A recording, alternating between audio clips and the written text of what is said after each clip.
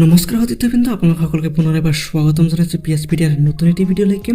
আজিৰ এই বিশেষ ভিডিঅ'টো কেৱল জিন পিয়াজৰ থিয়ৰীৰ যি প্ৰথম ষ্টেজ সেন্সৰিমটৰ ষ্টেজ তাৰ ওপৰত বেছ কৰি বনোৱা গৈছে।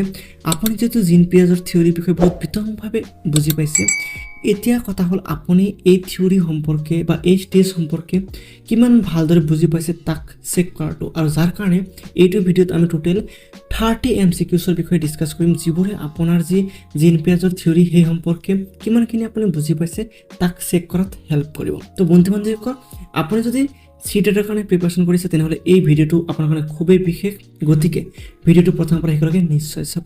যদি ভিডিঅ'টো ভাল লাগে তেনেহ'লে নিশ্চয় লাইক কৰিব। যদি চেনেলটোলৈকে প্ৰথমবাৰ আহিছে তো চেনেলটো ছাবস্ক্ৰাইব কৰি ল'ব আৰু আপোনাৰ ফ্ৰেণ্ডছৰ লগতো শ্বেয়াৰ কৰিবলৈ নাপাহৰিব। বলক বন্ধু বান্ধৱীসকল, আমি কোনো সময় নষ্ট নকৰাকৈ ভিডিঅ'টো আৰম্ভ কৰোঁ। আজিৰ ভিডিঅ'ৰ প্ৰথম প্ৰশ্নটো হৈছে, একৰ্ডিং টু জিন পিয়াজ দ্য সেন্সৰিমটৰ ষ্টেজ প্ৰাইমাৰীলি ফ'কাছেছ অন। ইয়াত কৈছে যে জিন পিয়াজৰ মতে সেন্সৰিমটৰ ষ্টেজত শিশুৱে প্ৰধানকৈ কিহৰ ওপৰত গুৰুত্ব দিয়ে? Logical reasoning, sensory experiences and motor actions, abstract thinking and moral judgement.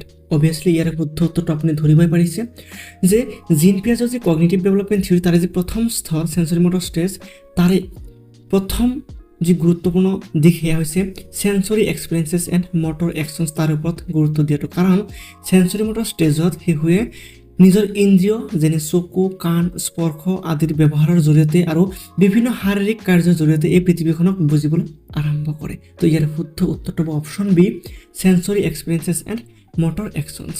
ইয়াৰে দ্বিতীয় প্ৰশ্নত সুধিছে, which activity best supports sensorimotor learning. ইয়াত কৈছে যে কোনটো কাৰ্যকলাপে সেন্সৰিমটৰ লাৰ্ণিঙত আটাইতকৈ ভালদৰে সমৰ্থন কৰে বা হেল্প কৰে? Solving algebraic equations, role play, touching and manipulating objects and debating social issues. তো ইয়াৰ শুদ্ধ উত্তৰটো কোনটো হ'ব? তো অভিয়াছলি সেন্সৰিমটৰ ষ্টেজৰ শিশুৰ কাৰণে লাৰ্ণিঙক আটাইতকৈ ফলপ্ৰসূ কৰি তোলে এনেকুৱা কিছুমান এক্টিভিটি, যেনেকুৱা যিবোৰ এক্টিভিটিছত তেওঁলোকে হাতে কামে কোনো এটা বস্তুক স্পৰ্শ কৰি ধৰি নতুবা লৰচৰ কৰি পেলাই যি জ্ঞান লাভ কৰে, সেই জ্ঞানহে তেওঁলোকৰ সেন্সৰিমটৰ লাৰ্ণিঙৰ কাৰণে আটাইতকৈ ফলপ্ৰসূ। তো ইয়াৰ শুদ্ধ উত্তৰটো হ'ব option C, touching and manipulating objects. 3 নম্বৰ প্ৰশ্নত কৈছে, এ 10 months old infant cries when a ball rolls under the sofa and tries to find it.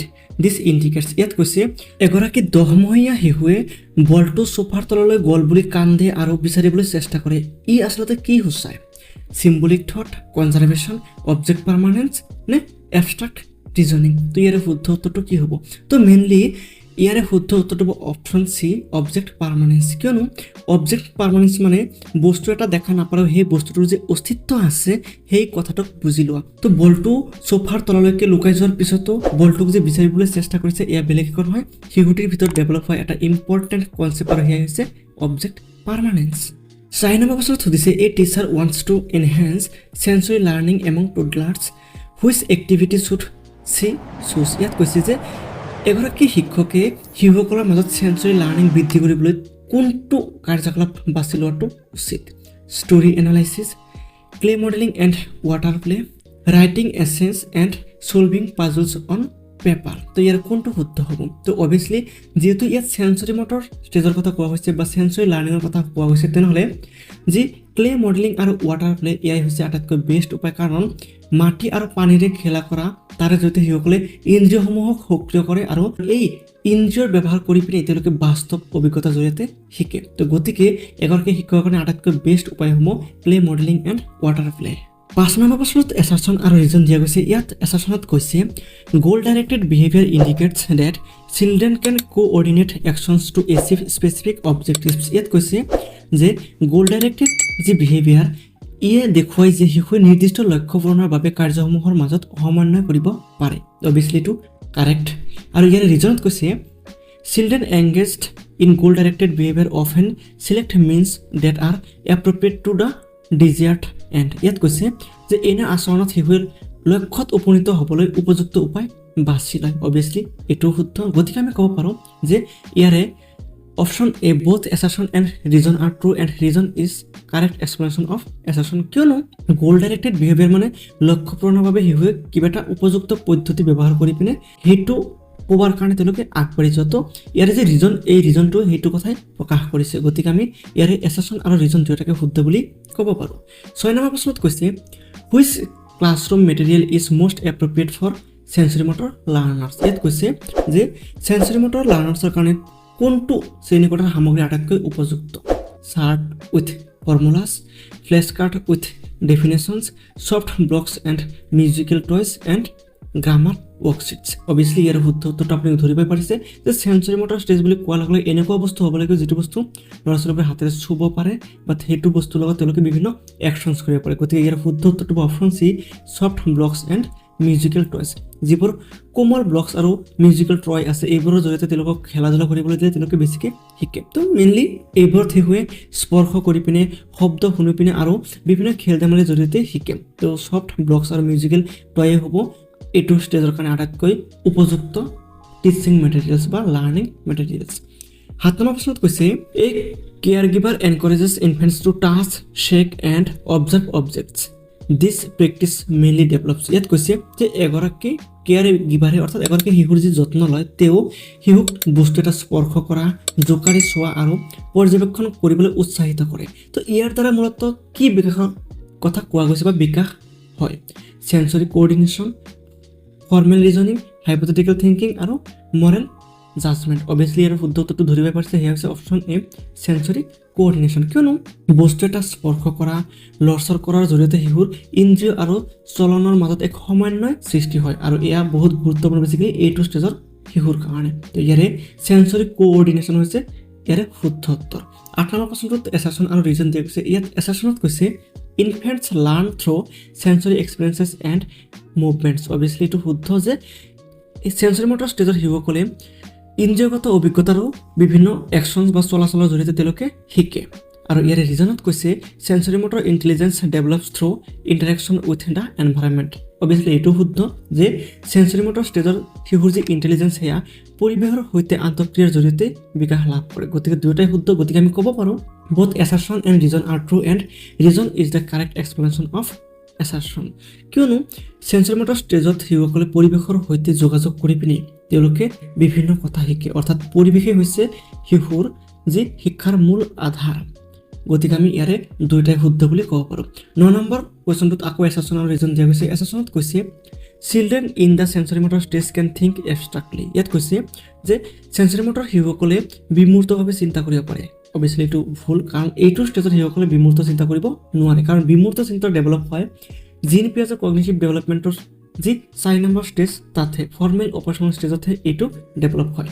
আৰু ৰিজনত কৈছে দিয়াৰ reasoning is based mainly on direct experiences. ইয়াত কৈছে যে তেওঁলোকৰ যি যুক্তি সেয়া মূলতঃ প্ৰত্যক্ষ অভিজ্ঞতাৰ ওপৰত ভিত্তি কৰে। অভিয়াছলি ৰিজনটো শুদ্ধ কিন্তু এছাৰশ্যনটো ভুল। গতিকে আমি ক'ব পাৰোঁ ইয়াৰ কাৰেক্ট এনচাৰটো হৈছে option C, assertion is false but reason is true. কিয়নো সেন্সৰিমটৰ ষ্টেজত কোনো প্ৰকাৰে বিমূৰ্ত চিন্তা বিকশিত নহয়, কিন্তু শিশুৰ যি চিন্তা ভাৱনা তাত আমি প্ৰত্যক্ষ অভিজ্ঞতাৰ ওপৰত ভিত্তি কৰি পিনে তেওঁলোকে যুক্তি প্ৰদৰ্শন কৰা দেখিবলৈ পোৱা যায়। গতিকে ইয়াৰে ৰিজনটো শুদ্ধ কিন্তু এছাৰশ্যনটো ভুল।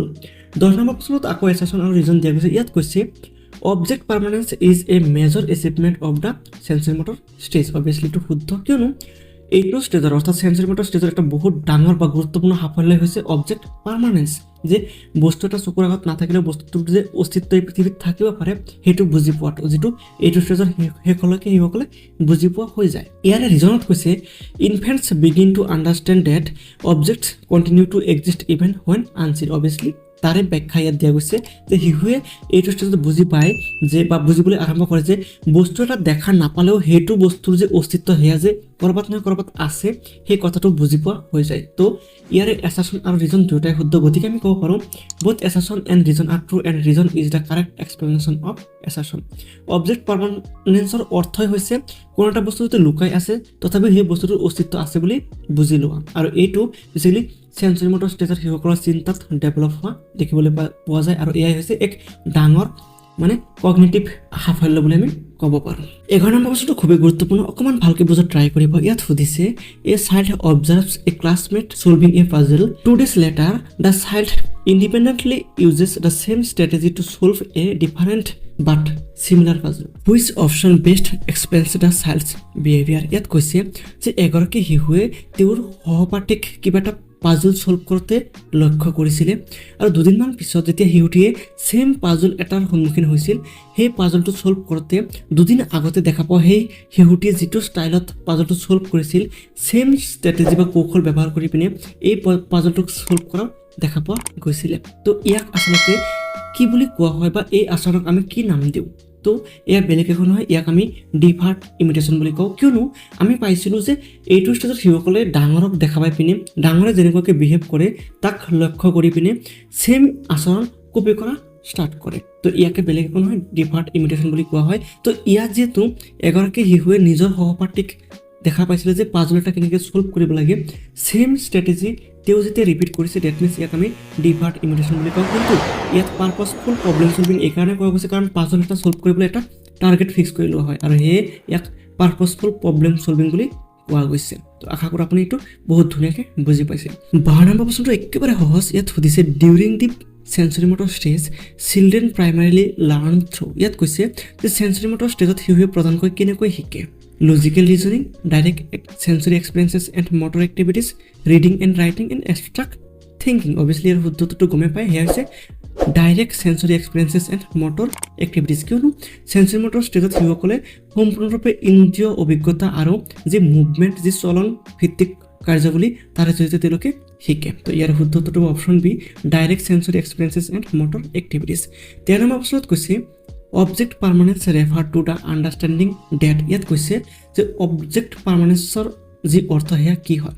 Objects can change shape, objects disappear forever when hidden, objects continue to exist even when not visible, and toys are permanent objects. তো ইয়াৰ শুদ্ধ কোনটো? তো ইয়াৰ শুদ্ধ উত্তৰটো হ'ব option C, objects continue to exist even when not visible. কিয়নো অবজেক্ট পাৰ্মানেন্স মানে চকুৰ আগত বস্তু এটা নাথাকিলেও তাৰে যি অস্তিত্ব ক'ৰবাত নহয় ক'ৰবাত আছে সেইটোক বুজি পোৱাটো। তো এয়াই হৈছে ইয়াৰে শুদ্ধ উত্তৰ। 14 নম্বৰ প্ৰশ্নত সুধিছে which behaviour is most common in the sensorimotor stage. ইয়াত কৈছে যে সেন্সৰিমোটৰ ষ্টেজত কোনটো আচৰণ আটাইতকৈ সাধাৰণ বা প্ৰায়ে দেখা পোৱা যায়? Solving algebraic problems, trial and error learning, debating ideas and abstract thinking. Obviously ইয়াৰ শুদ্ধ উত্তৰ আপুনি ধৰিবই পাৰিছে আৰু সেয়া হৈছে option B, trial and error learning. কিয়নো এইটো ষ্টেজত শিশুসকলে প্ৰচেষ্টা আৰু ভুল এই নীতিৰ জৰিয়তে বিভিন্ন নতুন নতুন জ্ঞান আহৰণ কৰে। তো এয়া বেলেগ একো নহয়, ট্ৰায়েল এণ্ড এৰৰ লাৰ্নিং। 15 নম্বৰ প্ৰশ্নত এছাৰশ্যন আৰু ৰিজন দিয়া গৈছে। এছাৰশ্যনত কৈছে deferred imitation supports Piaget view that symbolic thought begins to emerge during the later sensorimotor stage. ইয়াত কৈছে যে ডিফাৰ্ড ইমিটেশ্যন পিয়াজৰ মত সমৰ্থন কৰে যে সেন্সৰিমোটৰ ষ্টেজৰ শেষৰ ফালে চিম্বলিক থট এয়া বিকাশ পাবলৈ আৰম্ভ কৰে। আৰু ইয়াৰ ৰিজনত কৈছে the child can mentally store and later reproduce observed actions. ইয়াত কৈছে যে শিশুৱে কোনো এটা বস্তু বা কোনো এটা কাৰ্য দেখা পোৱাৰ পৰা তেওঁলোকে সংৰক্ষণ কৰি ৰাখিব পাৰে আৰু প্ৰয়োজন সাপেক্ষে তাক পুনৰাবৃত্তি কৰিব পাৰে। তো ইয়াৰে দুয়োটাই শুদ্ধ, সেয়ে আমি ক'ব পাৰোঁ both assertion and reason are true and reason is the correct explanation of assertion. কিয়নো ডিফাৰ্ড ইমিটেশ্যন মানে মানসিক প্ৰতিনিধিত্ব কৰাৰ এক প্ৰমাণ যে শিশুসকলে কিবা এটা কাৰ্য হৈছিল আৰু তাক তেওঁলোকে মনত ৰাখিব পাৰিছে। তো এয়া হৈছে ডিফাৰ্ড ইমিটেশ্যন আৰু এইটোৰ কাৰণেই শিশুসকলে পিছলৈকে চিম্বলিক থট কৰিব পাৰে বা এইটোৱে প্ৰমাণ কৰে যে এইটো ষ্টেজৰ শিশুসকলে লাহে লাহে চিম্বলিক থট কৰিবলৈ আৰম্ভ কৰে। তো ইয়াৰে দুয়োটাই শুদ্ধ। 16 নম্বৰ প্ৰশ্নটো খুবেই গুৰুত্বপূৰ্ণ, অকণমান বুজা ট্ৰাই কৰিব। ইয়াত কৈছে a teacher notices that a child carefully plans the order of materials needed before starting an art project and adjust the sequence when one material is unavailable. This behavior based reflects. ইয়াত কৈছে যে এগৰাকী শিক্ষকে লক্ষ্য কৰিছে যে এগৰাকী শিশুৱে আৰ্ট প্ৰজেক্ট এটা আৰম্ভ কৰাৰ আগতে প্ৰয়োজনীয় সামগ্ৰীবোৰ ধুনীয়াকৈ ক্ৰম অনুসৰি ঠিক ঠাক কৰি লয় বা সজাই লয় আৰু এটা সামগ্ৰী নাথাকিলে ক্ৰম সলনি কৰে। তো ইয়াক আচলতে কি বুলি কোৱা হয় বা এই আচৰণক আচলতে কি বুজায়? ডিফাৰ্ড ইমিটেশ্যন, গোল ডাইৰেক্টেড বিহেভিয়াৰ, ইকোচেন্ট্ৰিজিম আৰু এনিমিজিম। তো ইয়াৰে শুদ্ধ উত্তৰটো কি হ'ব? ইয়াৰে শুদ্ধ উত্তৰটো হ'ব অপশ্যন বি, গোল ডাইৰেক্টেড বিহেভিয়াৰ। কিয়নো শিশু এটি এটা লক্ষ্য থিৰাং কৰি লৈছে যে তেওঁৰ আৰ্ট এটা ড্ৰ কৰিব লাগে আৰু তাৰ কাৰণে যিখিনি প্ৰয়োজনীয় বস্তু সেইখিনিক ছিকুৱেঞ্চ ৱাইজ সজাই আছে বা পৰিকল্পনা কৰি আছে আৰু এই যি পৰিকল্পনা এইটো বেছিকেলি লক্ষ্য পূৰণৰ কাৰণে কৰা পৰিকল্পনা আৰু ইয়াকে আমি গোল ডাইৰেক্টেড বিহেভিয়াৰ বুলি নামকৰণ কৰোঁ। 17 নম্বৰ প্ৰশ্নত কৈছে এ 1 year old shakes different objects to hear sounds. The child is ইয়াত কৈছে যে এবছৰীয়া শিশুৱে বিভিন্ন বস্তু জোকাৰি শব্দ শুনিবলৈ চেষ্টা কৰে। শিশুটিয়ে কি কৰি আছে বুলি আমি ক'ব পাৰোঁ। Experimenting through sensory exploration, using deductive logic, applying conservation আৰু demonstrating abstract thought. তো এৰ শুদ্ধ উত্তৰটো কোনটো হ'ব? অবভিয়াসলি এৰ শুদ্ধ উত্তৰটো হ'ব অপশন এ এক্সপেৰিমেন্টিং থ্ৰু সেন্সৰি এক্সপ্লৰেশ্যন। অৰ্থাৎ এগৰাকী শিশুৱে এনেকুৱাকৈ কোনো এটা বস্তু চুই পিনে জোকাৰি পিনে সেই বস্তুটোৰ বিশেষত্বৰ বিষয়ে জানিব বিচাৰে, বৈশিষ্ট্যৰ বিষয়ে জানিবলৈ চেষ্টা কৰে, আৰু এয়াই হৈছে সেন্সৰি এক্সপ্লৰেশ্যন। 18 নম্বৰ প্ৰশ্নত সুধিছে which classroom material best supports sensorimotor learning. ইয়াত কৈছে যে কোনটো শ্ৰেণীকোঠাৰ সামগ্ৰী সেন্সৰিমটৰ লাৰ্ণিঙৰ বাবে আটাইতকৈ উপযুক্ত। Worksheets, audiovisual manipulatives, long essay and mathematical proofs. তো ইয়াৰ শুদ্ধ উত্তৰটো কোনটো হ'ব? অবভিয়াসলি ইয়াৰ শুদ্ধ উত্তৰটো হ'ব অপশন বি audiovisual manipulatives। কোনো এটা বস্তু দেখা, স্পৰ্শ কৰা বা শুনা এনেকুৱা ধৰণৰ সামগ্ৰীৰ পৰাই এইটো ষ্টেজৰ শিশুসকলে বেছিকৈ শিকিব পাৰে। তো যিবোৰ বস্তু যাৰ সাউণ্ড প্ৰডিউচ হয়, যাক স্পৰ্শ কৰিব পাৰি, যাক দেখা পোৱা যায়, তেনেকুৱা বস্তুহে আমি যদি ক্লাছৰুমত ইউজ কৰোঁ তেনেহ'লে শিশুসকলে বেছি ভালকৈ শিকিব পাৰে। তো ইয়াত আটাইতকৈ বেষ্ট টিচিং মেথডটোৱে হ'ব বা মেটেৰিয়েলছটোৱে হ'ব অডিঅ' ভিজুৱেল মেনিপুলেটিভছ। 19 নম্বৰ প্ৰশ্নত সুধিছে to develop object permanence a parents should. ইয়াত কৈছে যে শিশুসকলৰ মাজত অবজেক্ট পাৰ্মানেন্স বিকাশ সাধন কৰিবলৈ অভিভাৱকে কি কৰা উচিত। Teach formulas, play hide and seek with toys, give written task and encourage note making. তো ইয়াৰ শুদ্ধ উত্তৰটো আপুনি খুব ভালদৰে ধৰিব পাৰিছে, আৰু সেয়া হৈছে option B play hide and seek with toys. ইয়াত কৈছে যে আমি যদি শিশুসকলৰ লগত এই খেলৰ বস্তু সেইবোৰ যদি লুকুৱাই থোৱা এনেকুৱাকৈ গেম খেলোঁ তেনেহ'লে শিশুৱে এইটো কথা লাহে লাহে বুজি পোৱা হৈ যায় যে পুতলা বা বস্তু এটা লুকুৱাই থোৱাৰ পিছতে সেই বস্তুটো বা পুতলাটোৰ যে অস্তিত্ব আছে তাক লাহে লাহে শিকা আৰম্ভ কৰে। তো এই লুকা ভাকু এনেকুৱা ধৰণৰ খেলবোৰৰ জৰিয়তে শিশুৰ মাজত এই অবজেক্ট পাৰ্মানেন্স এই কনচেপ্টটো ডেভেলপ কৰিব পাৰি। 20 নম্বৰ প্ৰশ্নটো খুবেই গুৰুত্বপূৰ্ণ, অকণমান বুজাত ট্ৰাই কৰিব। ইয়াত কৈছে আফটাৰ ৱাচিং an older sibling organise books by colour a child performs the same activity several days later during classroom library time. The child's action is example of. ইয়াত কৈছে এগৰাকী শিশুৱে তাইৰ ডাঙৰ ভাই ভনীয়েকক কিতাপ সজোৱাৰ যিটো ধৰণ, যে দেখা পাইছে যে তাইৰ ডাঙৰ ভাই ভনীয়ে ৰঙৰ ওপৰত ভিত্তি কৰি পিনে কিতাপৰ ধুনীয়াকৈ এটা এটাকৈ সজাই আছে, আৰু এই ধৰণটো দেখা পোৱাৰ কিছুদিন পিছত শিশুটি যেতিয়া নিজে কিতাপবোৰ সজাবলৈ গৈছিলে তেতিয়া সেই আগতে দেখা পোৱা যিটো ধৰণ তাক ৰিপিট কৰা দেখা পোৱা গৈছে। তো এইটো আচলতে কিহৰ উদাহৰণ? Insight learning, deferred imitation, shaping and conditioning. তো অবভিয়াসলি ইয়াৰ শুদ্ধ উত্তৰটো হৈছে option B deferred imitation. Basically শিশুটিয়ে ডাঙৰক কিবা এটা কাৰ্য সম্পাদন কৰা দেখা পালে সেই কাৰ্যটো কেনেকৈ কৰি আছে সেইটোৰ কিছু স্মৃতি ব্ৰেইনত ছেভ কৰি ৰাখে, আৰু কিছু সময় পিছত তেনেকুৱা কামবোৰ তেওঁলোকে নিজে পুনৰাবৃত্তি কৰে, আৰু ইয়াক আমি ডিফাৰ্ড ইমিটেশ্যন বুলি নামাকৰণ কৰিছোঁ। 21 নম্বৰ প্ৰশ্নত সুধিছে which behaviour reflects early cognitive development in the sensorimotor stage. ইয়াত কৈছে যে সেন্সৰিমটৰ ষ্টেজৰ প্ৰাৰম্ভিক জ্ঞানৰ বিকাশৰ কোনটো আচৰণে দেখুৱায়। Using abstract logic, learning through trial and error, solving hypothetical problems and understanding sarcasm. তো ইয়াৰ শুদ্ধ উত্তৰটো হৈছে option B learning through trial and error, কাৰণ সেন্সৰিমটৰ ষ্টেজৰ শিশুসকলে ট্ৰায়েল এণ্ড এৰৰ মেথডৰ জৰিয়তে শিকা আৰম্ভ কৰে। তো এয়াই হৈছে শুদ্ধ উত্তৰ। 22 নম্বৰ প্ৰশ্নত এছাৰশ্যন আৰু ৰিজন দিয়া গৈছে। এছাৰশ্যনত কৈছে সেন্সৰিমটৰ চিলড্ৰেন কেন থিংক এবষ্ট্ৰাক্টলি। কৈছে যে সেন্সৰিমটৰ ষ্টেজৰ শিশুৱে বিমূৰ্তভাৱে চিন্তা কৰিব পাৰে। অবভিয়াসলি এইটো ভুল উত্তৰ, কাৰণ আমি অলৰেডি গমেই পাইছোঁ যে সেন্সৰিমটৰ ষ্টেজৰ শিশুসকলে এই বিমূৰ্ত চিন্তাটো কৰিব নোৱাৰে। কেৱল ফৰ্মেল অপাৰেশ্যনেল ষ্টেজৰ শিশুসকলেহে এই বিমূৰ্ত চিন্তা কৰিবলৈ সমৰ্থবান হয়। তো যাৰ কাৰণে এছাৰশ্যনটো ভুল। ৰিজনত কৈছে এবষ্ট্ৰাক্ট থিংকিং ডেভেলপছ মাছ লেটাৰ, যে এই যে বিমূৰ্ত চিন্তা সেয়া বহু পিছতহে বিকাশ লাভ কৰে। অবভিয়াসলি দ্বিতীয়টো শুদ্ধ কিন্তু প্ৰথমটো ভুল, গতিকে আমি ক'ব পাৰোঁ যে ইয়াৰে option C assertion is false but reason is true. 23 number প্ৰশ্নত এছাৰশ্যন আৰু ৰিজন দিয়া গৈছে। এছাৰশ্যনত কৈছে repetition of actions helps infants learn. কাৰ্যসমূহৰ পুনৰাবৃত্তিয়ে শিশুক শিকাত সহায় কৰে, অবভিয়াছলি এইটো শুদ্ধ। আৰু ইয়াৰ ৰিজনত কৈছে চাৰ্কুলাৰ ৰিয়েকশ্যন ষ্ট্ৰেংথেন আণ্ডাৰষ্টেণ্ডিং, যে চাৰ্কুলাৰ ৰিয়েকশ্যনে বুজাবুজিক শক্তিশালী কৰে, অবভিয়াছলি দুয়োটাই শুদ্ধ। যাৰ কাৰণে আমি ক'ব পাৰোঁ both assertion and reason are true and reason is the correct explanation. কিয়নো যেতিয়া শিশুৱে যিকোনো এটা কাৰ্য বাৰে বাৰে কৰে তেতিয়া শিক্ষণ আৰু বুজাবুজি অধিক দৃঢ় হয়। ইয়াৰে 24 নম্বৰ প্ৰশ্নত সুধিছে A teacher demonstrates a science experiment on Monday. On Thursday, a child performs the same steps accurately without any further demonstration. Which concept is best illustrated? ইয়াত কৈছে যে এগৰাকী শিক্ষকে সোমবাৰে বিজ্ঞানৰ ওপৰত এটা পৰীক্ষা দেখুৱাইছিলে আৰু বৃহস্পতিবাৰে শিশুটিৰ পুনৰ প্ৰদৰ্শন নোহোৱাকৈ একে স্তৰেৰে অনুসৰণ কৰিলে।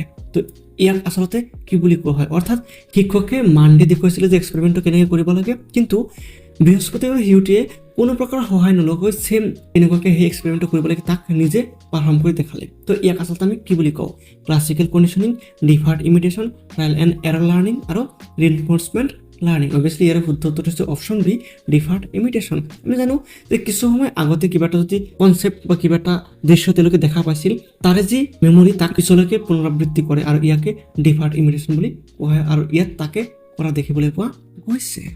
25 নম্বৰ প্ৰশ্নত এছাৰশ্যন আৰু ৰিজন দিয়া গৈছে। এছাৰশ্যনত কৈছে গোল ডাইৰেক্টেড বিহেভিয়াৰ ৰিফ্লেক্টছ পাৰপাছফুল একশ্যন টাৱাৰ্ডছ এচিভিং এ ডিজায়াৰ্ড আউটকাম। ইয়াত কৈছে যে গোল ডাইৰেক্টেড বিহেভিয়াৰে লক্ষ্য পূৰণৰ উদ্দেশ্যমূলক কাৰ্য বুজায়, অবভিয়াছলি এইটো শুদ্ধ।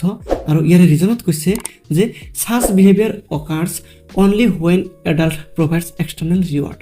কৈছে যে এনেকুৱা আচৰণ কেৱল বাহ্যিক পুৰস্কাৰ যেতিয়া এডাল্টসকলে দিয়ে বা প্ৰাপ্তবয়স্কসকলে দিয়াৰ কথা কয় তেতিয়াহে সম্পাদন কৰে, অবভিয়াছলি এইটো নহয়। বেচিকেলি গোল ডাইৰেক্টেড বিহেভিয়াৰৰ কাৰণে বাহ্যিক পুৰস্কাৰ এইটো বাধ্যতামূলক নহয়। গতিকে আমি ক'ব পাৰোঁ যে ইয়াৰে যে এছাৰশ্যন সেইটো শুদ্ধ, কিন্তু ইয়াৰে ৰিজন যিটো সেইটো ভুল। গতিকে ইয়াৰে শুদ্ধ উত্তৰটো হ'ব option C, assertion is true but reason is false. 26 নম্বৰ প্ৰশ্নত সুধিছে why do infants repeatedly performs the same actions. ইয়াত কৈছে যে এগৰাকী শিশুৱে কিয় একে কাৰ্য বাৰে বাৰে কৰে, to memorise formulas, to strengthen learning through repetition, to develop abstract reasoning and to classify objects. Obviously ইয়াৰ শুদ্ধ উত্তৰটো ধৰিব পাৰিছে আৰু সেয়া হৈছে option B, to strengthen learning through repetition. কাৰণ শিশুক পুনৰাবৃত্তিয়ে শিক্ষণ প্ৰক্ৰিয়াক দৃঢ় কৰাত হেল্প কৰে। তো এইটো এটা বহুত গুৰুত্বপূৰ্ণ যে ট্ৰায়েল এণ্ড এৰৰ মেথডত এইটো কৰা দেখিবলৈ পোৱা যায় যে তেওঁলোকে যিটো কথা শিকে সেইটোক বাৰে বাৰে ৰিপিট কৰি পিনে তাক মানে বহুত শক্তিশালী কৰে, সেইকাৰণে তেওঁলোকে কামটো ৰিপিট কৰে।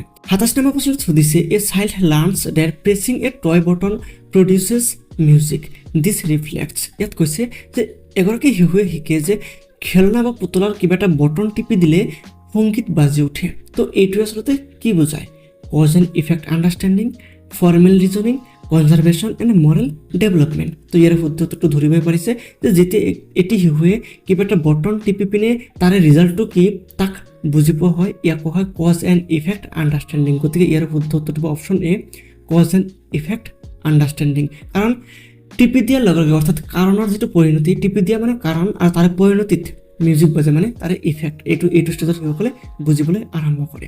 28 নম্বৰ প্ৰশ্নত সুধিছে এ 2-year-old watches her father uses tape to pull a toy from under a sofa. The next day she uses a ruler to retrieve a ball from beneath a cupboard. This behavior indicates, ইয়াত কৈছে 2 বছৰীয়া শিশুটিয়ে দেউতাকক সোফাৰ তলত লুকাই থকা কিবা এটা পুতলা উলিয়াই আনোতে দেখা পাইছিলে যে দেউতাকে কিবা এটা লাঠি ব্যৱহাৰ কৰি পিনে সেই পুতলাটো সোফাৰ তলৰ পৰা উলিয়াই আনি আছে। আৰু ঠিক তাৰ পিছৰ দিনা শিশুটিয়ে কাপবোৰ্ডৰ আঁৰত লুকাই থকা কিবা এটা বল উলিয়াই আনোতে এটা ৰুলাৰ অৰ্থাৎ এক স্কেল ব্যৱহাৰ কৰা দেখা পোৱা গৈছে। তো এইটো আচলতে শিশুৰ কেনেকুৱা ধৰণৰ আচৰণ, deferred imitation along with goal directed behaviour, random exploration, operant conditioning only আৰু ৰুট লাৰ্ণিং। অবভিয়াছলি ইয়াৰ শুদ্ধটো ধৰিব পাৰিছে আৰু সেয়া হৈছে option A, deferred imitation along with goal directed behaviour. কাৰণ শিশুটিয়ে আগতে দেউতাকে কেনেকুৱাকৈ এনেকুৱা স্থানৰ পৰা বস্তু বা বল এটা বা পুতলা এটা উলিয়াই আনিব লাগে তাৰে কনচেপ্টটো দেখা পাইছিলে যে দেউতাকে লাঠি এটাৰ সহায়ত এনেকুৱাকৈ চোফাৰ পৰা সেই পুতলাটো উলিয়াই আনিছে। আৰু যেতিয়া শিশুটিৰ বল এটা ক'ৰবাত লুকাই পৰিছে কাপবোৰ্ডৰ তলত তাৰে পৰা শিশুটিয়ে স্কেল এটাৰ সহায়ত তাক উলিয়াই আনিব চেষ্টা কৰি আছে। তো ইয়াক বেছিকেলি কপি কৰা বুলি কোৱা হয়, যাক ডিফাৰ্ড ইমিটেশ্যন বুলি কোৱা হয়। তো ইয়াৰ শুদ্ধ উত্তৰটো option A deferred imitation along with goal directed behaviour. 29 number প্ৰশ্নত এছাৰশ্যন আৰু ৰিজন দিয়া গৈছে আৰু ইয়াত সুধিছে deferred imitation is considered evidence of mental representation of young children. ইয়াত কৈছে যে ডিফাৰ্ড ইমিটেশ্যনে কণমানি শিশুৰ মেণ্টেল ৰিপ্ৰেজেণ্টেশ্যনৰ প্ৰমাণ। আৰু ইয়াৰে ৰিজনত কৈছে children can reproduce and observed act after a time delay even when the model is absent. ইয়াত কৈছে মডেল উপস্থিত নাথাকিলেও অৰ্থাৎ যিয়ে কাৰ্যটো কৰি আছে তেওঁ উপস্থিত নাথাকিলেও কিছু সময় পিছত শিশুৱে সেই দেখা কাৰ্যটো পুনৰাবৃত্তি কৰিব পাৰে। অভিয়াছলি ইয়াৰে দুয়োটাই শুদ্ধ, যাৰ কাৰণে আমি ক'ব পাৰোঁ both assertion and reason are true and reason is the correct explanation of assertion. কিয়নো শিশুৱে কিবা এটা কাৰ্য কৰা দেখা পাইছে আৰু তাক ধুনীয়াকৈ মনত সংৰক্ষণ কৰিছে আৰু এই সংৰক্ষণ কৰা তথ্য পিছত শিশুসকলে ব্যৱহাৰ কৰিব পৰা যিটো ক্ষমতা তাকে মানসিক প্ৰতিনিধিত্বৰ প্ৰমাণ কৰে। আৰু আজিৰ ভিডিঅ'ৰ শেষ প্ৰশ্নটিয়ে হৈছে a child repeatedly rearranges chairs to reach a shelf where his favourite story book is kept. He modifies his approach each time and obstacle appears. This behaviour primarily demonstrates. ইয়াত কৈছে যে এগৰাকী শিশুৱে নিজৰ প্ৰিয় কিতাপখন পাবলৈ চেয়াৰবোৰক বাৰে বাৰে সজাই ওপৰলৈ উঠিবলৈ চেষ্টা কৰে আৰু বাধা আহি পোৱাৰ লগে লগে পদ্ধতিৰ সলনি কৰে। আৰু এই আচৰণক আচলতে আমি কি বুলি কওঁ? Goal directed behaviour, deferred imitation, social referencing and habituation. তো ইয়াৰ শুদ্ধ উত্তৰটো কোনটো হ'ব? অভিয়াছলি ইয়াৰ শুদ্ধ উত্তৰটো হ'ব অপশ্যন এ গ'ল ডাইৰেক্টেড বিহেভিয়াৰ। শিশুটোৱে এটা নিৰ্দিষ্ট লক্ষ্য যিটো কিতাপ পোৱা, সেই কিতাপ পোৱাৰ লক্ষ্যটো পূৰণ কৰিবলৈ বিভিন্ন উপায় অৱলম্বন কৰা দেখিবলৈ পোৱা গৈছে আৰু ইয়াকে কোৱা হয় গ'ল ডাইৰেক্টেড বিহেভিয়াৰ। তো বন্ধু বান্ধৱীসকল, আশা কৰিছোঁ আপুনি বহুত ধুনীয়াকৈ জিন পিয়াজৰ যি কগনিটিভ ডেভেলপমেণ্ট থিয়ৰী তাৰে যি প্ৰথম স্তৰ চেঞ্চৰিমটৰ ষ্টেজ, এই ষ্টেজৰ পৰা কেনেকুৱা ধৰণৰ প্ৰশ্ন আহে সেইবোৰক বহুত ধুনীয়াকৈ বুজি পাইছে। মই প্ৰত্যেকটো প্ৰশ্নক বহুত ধুনীয়াকৈ এনালাইচিছ কৰি আপোনাক বুজাই দিছোঁ। যদি ভিডিঅ'টো ভাল লাগিছে তেনেহ'লে নিশ্চয় লাইক কৰিব আৰু যদি চেনেলটোকে প্ৰথমবাৰ আহিছে তো চেনেলটো ছাবস্ক্ৰাইব কৰি ল'ব, লগতে আপোনাৰ ফ্ৰেণ্ডছৰ লগতো শ্বেয়াৰ কৰিবলৈ নাপাহৰিব। তো বন্ধু বান্ধৱীসকল, আজিৰ কাৰণে এইখিনি, নিশ্চয় পৰৱৰ্তী ভিডিঅ'ত আপোনাক লগ পাম। আজিলৈ এৰিছোঁ, ধন্যবাদ।